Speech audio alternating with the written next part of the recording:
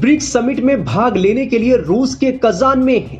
Global leader के रूप में नरेंद्र मोदी का जलवा यहां भी छाया रहा। इस दौरान कई ऐसी तस्वीरें सामने आईं जिसने पूरी दुनिया को हैरान कर दिया। पहली तस्वीर नरेंद्र मोदी और अबू धाबी के क्राउन प्रिंस शेख खालिद बिन मोहम्मद बिन जायद अल नाहयान की है।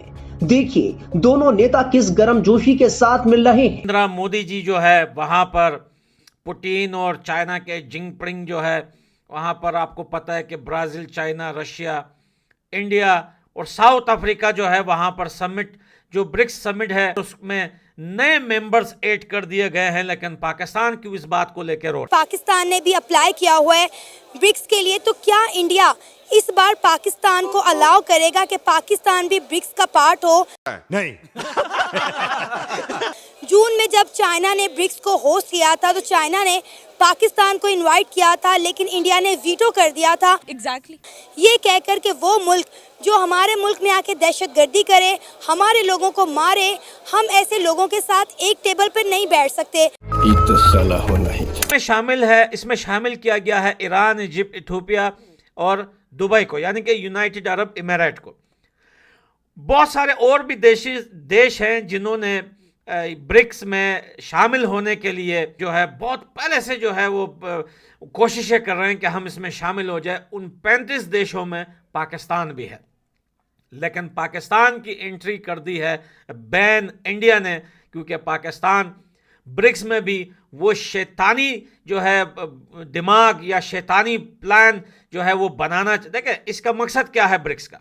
इसका मकसद ये है शांति बनाए रखना, इन देशों का आपस में कैसे रहना है, कैसे लेन देन करना है, किस तरीके से जो है बहुत सारी चीज़ों पे बात हो रही है। आपको पता है, आप देख रहे हैं बहुत सारी वीडियोस जो है सोशल मीडिया पे लाइव चल रही है, लेकिन पाकिस्तान का इसमें घुसना ये बहुत ही खतरा। पाकिस्तान ने जो है बहुत सारी चापलूसी की, जो है चाइना की बहुत सारी चापलूसी की, रशिया ने तो उसी टाइम ही पाकिस्तान से मुंह मोड़ लिया था जब यूक्रेन में जो है, यूक्रेन है जहां पर पाकिस्तान के वेपन्स मिले थे जिसके ऊपर मेड इन पाकिस्तान लिखा था।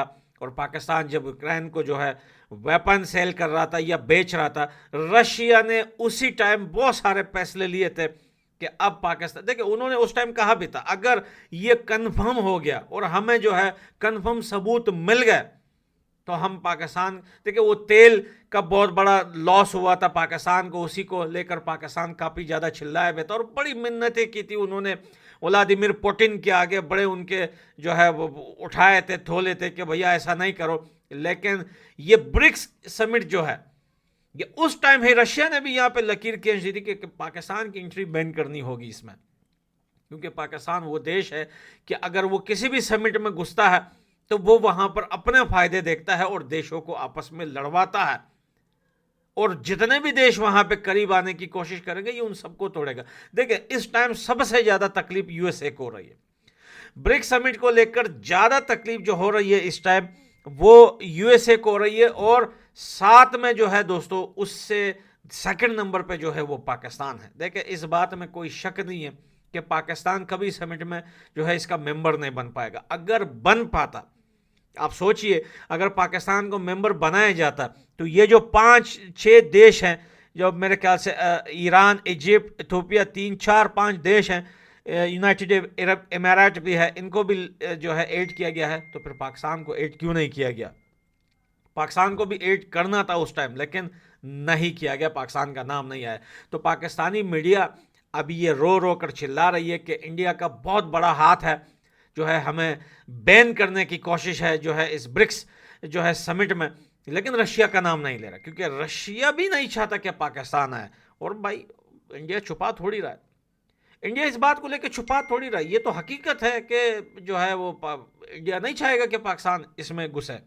अगर घुस भी जाए तो कोई किसी का कुछ नहीं उखाड़ सकता, पर पाकिस्तान जैसा देश इंडिया का क्या उखाड़ लेगा, लेकिन अगर रोक भी लिया तो क्या उखाड़ लोगे। और पाकिस्तान जो है, आपको पता है कि पाकिस्तान को कौन शामिल करेगा इसमें? भूखमरी इतनी पाकिस्तान में, आईएमएफ के लोन के जो है कर्जों में डूबा हुआ देश, जिसका अपना कुछ भी नहीं रहा है पाकिस्तान में, जो सब दूसरे देशों का है या चाइना का है या आईएमएफ का है, जमीन जो है वो भारत, इंडिया और अफगानिस्तान की है। यहाँ तक कि सेना की जो वर्दियाँ हैं, जो उनकी सैलरियाँ हैं, वो भी अमेरिका तक आती थी, वो भी बंद हो गई है अभी। तो ये हालत है, इनको कौन शामिल करना चाहेगा? तो पाकिस्तान कंप्लीटली ब्रिक्स से जो है वो बैन है। असल में ब्रिक्स में जो डिसीजन मेकिंग होती है वो कंसेंसस पर होती है। मतलब अगर सारे मेंबर्स किसी डिसीजन के ऊपर वो एग्री करते हैं तब वो डिसीजन ब्रिक्स मेंबर्स लेते हैं। अगर कोई भी मेंबर उसमें वो डिसएग्री करता है किसी भी डिसीजन या पॉलिसी के हवाले से तो फिर वो नहीं होता। और क्योंकि अब अगर इंडिया पाकिस्तान की एंट्री को रिजेक्ट करता है तो पाकिस्तान, चाइना, रशिया और ब्राज़ील जैसे और साउथ अफ्रीका और अभी ब्रिक्स की एक्सपेंशन भी हुई है जिसमें इजिप्ट, इथियोपिया और अर्जेंटीना वगैरह। अर्जेंटीना ने जो कि उसने मेंबरशिप नहीं ली, बट जितने दूसरे मेंबर्स हैं जिसमें सऊदी अरेबिया और ईरान वगैरह भी आते हैं, यूएई भी आते हैं, तो उनके थ्रू इंडिया पर वो प्रेशर इंक्रीज़ करवा सकता है पाकिस्तान के वो अपनी ब्रिक्स की जो मेंबरशिप है वो ले सकें। क्योंकि देखिए ना, इंडिया एक हद तक इस चीज़ को ब्लॉक कर सकता है, उसके बाद इंडिया का भी आगे जोर नहीं चल सकता। लेकिन अब आप देखें ना कि लास्ट ईयर जब जून में चाइना ने पाकिस्तान को इनवाइट किया था, क्योंकि चाइना ब्रिक्स को होस्ट कर रहा था, तब इंडिया ने वीटो कर दिया था ये कह के कि वो मुल्क जो दहशतगर्दी करे, हमारे मुल्क में आके हमारे लोगों को घुस के मारे, हम उनके साथ एक टेबल पर नहीं बैठ सकते। तो क्या अब आपको लगता है कि इंडिया का स्टांस पाकिस्तान को लेकर बदल सकता है? इंडिया का स्टांस काफ़ी मतलब वो एक स्टेगनेंट है, मतलब वो एक रेजिस्टेंट स्टांस है। जैसे जयशंकर आया था अभी शंघाई कोऑपरेशन ऑर्गेनाइजेशन की जो एक मीटिंग इस्लामाबाद में हुई है, उन्होंने कहा था कि एक्सट्रीमिज़म और सेपरेटिज़म और एक्सट्रीम टेररिज्म जैसे एलिमेंट्स को जो कंट्रीज़ हमारे स्टेट में सपोर्ट करते हैं, हम उनके साथ टेबल टॉक नहीं हो सकती। देखिए, हमें किसी से कोई लड़ाई नहीं है। अगर 22-23 को मोदी साहब जा रहे हैं रशिया, और अगर वो हमें ब्लॉक करने की कोशिश करेंगे कि हम वहाँ ना पहुँचें, तो ये कोई बात बनती नज़र नहीं आ रही। क्योंकि देखें, हमारा जो सिस्टम है ना, देखें, हम एक बीइंग अ मुस्लिम, अब मैं किसी के रिलीजन को नहीं छेड़ता, इसलिए देखें हम चाहते हैं भाईचारा। अभी देखें आपके सामने अभी जयशंकर साहब आए थे हमारे समिट के अंदर, उसमें हमने उनको दावत दी और उनकी मेहरबानी है, क्योंकि लास्ट टाइम इंडियंस ने बहुत सारा मुझ पर अटैक किया कि जी क्या आप बात करते हैं मुसलमानों की। बात मुसलमान की नहीं हो रही, बात इंसानियत की होती है। वो आए, हमने उनको वेलकम किया और दिल से वेलकम किया, और हम आपको हमेशा वेलकम करना चाह रहे हैं। मगर आप नहीं वेलकम करना चाहते तो अलग बात है। बाकी रही बात आपकी कि जो वो हमें रोकेंगे समिट में जाने के, जो भी इनका प्रोग्राम आ रहा है 22-23 को रशिया के अंदर, तो देखें, दिल को खुला करें और दिल खोल के ना एक दूसरे को वेलकम करें। तो ये जो जंग है ना हमारी आपस में, ये है ही नहीं, एक्चुअली जंग हमारी है नहीं। मैं एक इंटरव्यू सुन रहा था, इंडियन हमारे को मुस्लिम भाई थे, उन्होंने कहा कि हमारी लड़ाई तो है ही नहीं, हमें लड़वा रहे हैं ये वेस्टर्न वाले। वो चाहते नहीं कि हम एक साथ इकट्ठे हो जाएं, हम मिलके, क्योंकि उनको पता है कि अगर ये दो कंट्री जिसको इंडिया और पाकिस्तान कहते हैं, अगर ये दोनों मिल गए तो हमारा क्या बनेगा। और भाई आपको ये बताना चाह रहे हैं वेस्टर्न वालों को भी कि अगर हम मिल जाएंगे तो जितनी इकॉनमी आपकी हमारी वजह से बूस्ट होती है, जितना हम आपको एम्प्लॉयमेंट देते हैं, ये कोई भी नहीं देता। क्योंकि 1.5 अरब की आबादी किसकी है? इंडिया की। 25 करोड़ की आबादी किसकी है? पाकिस्तान की। तो 2 अरब लोग दुनिया में, total 8 billion people in the world जो लिविंग करते हैं, अगर उसमें से 2 अरब हम हैं तो इसका मतलब कि हमारी मिनॉरिटी ज़्यादा है, हमारी जो ना कैपेसिटी ज़्यादा, तो हम ज़्यादा आपको सस्ते में लोग देते हैं जो काम करने के लिए होते हैं। लिहाजा मेरी रिक्वेस्ट है थ्रू मीडिया, मोदी साहब हमारे लिए काबिले एहतराम है हर कोई, तो ये उनको अव्वल तो ये काम नहीं करना चाहिए। देखिए ना, पहली बात तो ये है कि हमारा मुआशी हालात हमें अलाउ ही नहीं करते कि हम ब्रिक्स का पार्ट हो।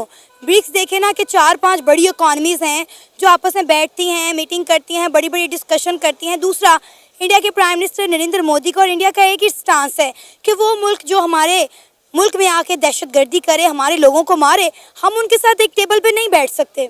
नहीं, देखिए, ये ना अपनी सियासत चमकाने की बात होती है। हमारा कौन सा दहशतगर्द वहाँ गया है? कभी आज तक प्रूफ ही नहीं कर सके। हाँ, माजरत के साथ एक बात मैं आपको बताता चलूँ, ऑन रिकॉर्ड बता रहा हूँ, अभी बल्कि रिसेंटली 3 दिन पहले मीडिया के अंदर, बल्कि इवन के कनाडा ने उनकी एम्बेसी को क्लोज करके उनको फौरन शटअप कॉल दी कि आप हमारा मुल्क छोड़ दें।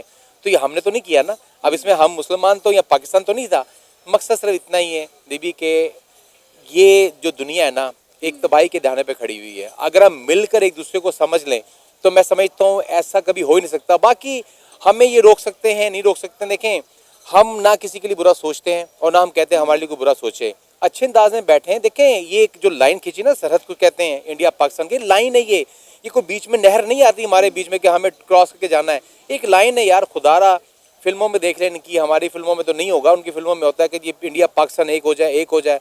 तो भाई हो जाना चाहिए, एक ना हो। बिल्कुल अलग अलग कंट्रीज हैं, हमारे जो ख्यालात अलग अलग है, मगर हम चाहते हैं कि ये जो लाइन खिंची हुई ना, ये वेस्टर्न वालों को बताएं कि भाई हम एक हैं, हम एक जैसे रह सकते हैं।